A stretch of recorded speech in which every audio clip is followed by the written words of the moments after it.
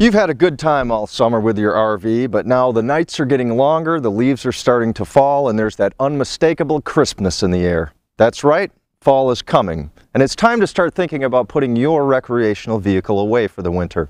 But what do you have to do and why? Don't worry about it, because we're going to show you how.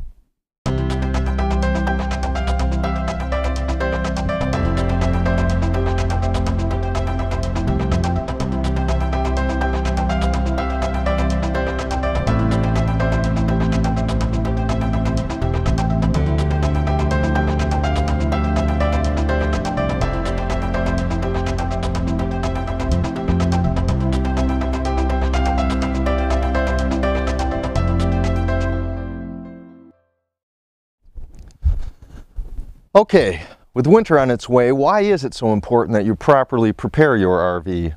Well, the biggest factor you've got on hand is your plumbing system. Remember that your RV is in many ways a house on wheels, and we all know it's not a good thing if the pipes in your house freeze. After the plumbing system has been taken care of, much of the remaining work is more general stuff that you would do with any vehicle or residence that you plan to leave in storage or unattended for a while.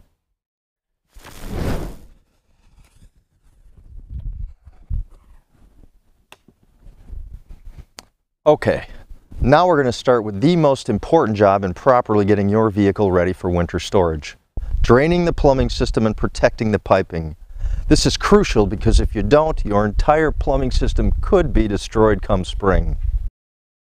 Now, before we go on to show you how to do this, we're going to bring up a bullet point summary so that you can make some notes and orient yourself before we begin the whole process.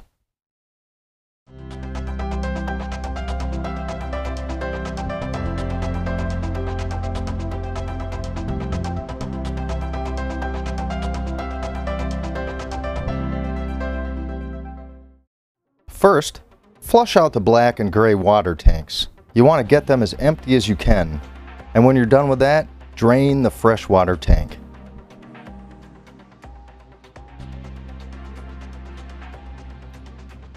Drain the water heater. Make sure to close the drain valve.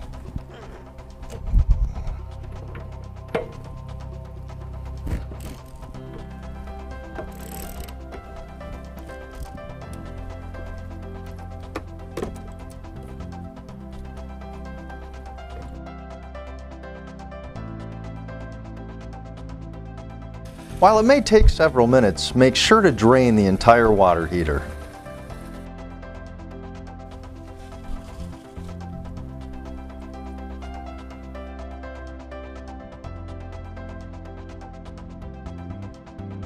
Preparing your vehicle for storage is also a convenient time to replace your anode rod. You can see here how a rod will corrode with time. The use of an anode rod will extend the life of a water heater by attracting corrosive elements in the water. Make sure to rinse out the water heater of any loose sediments.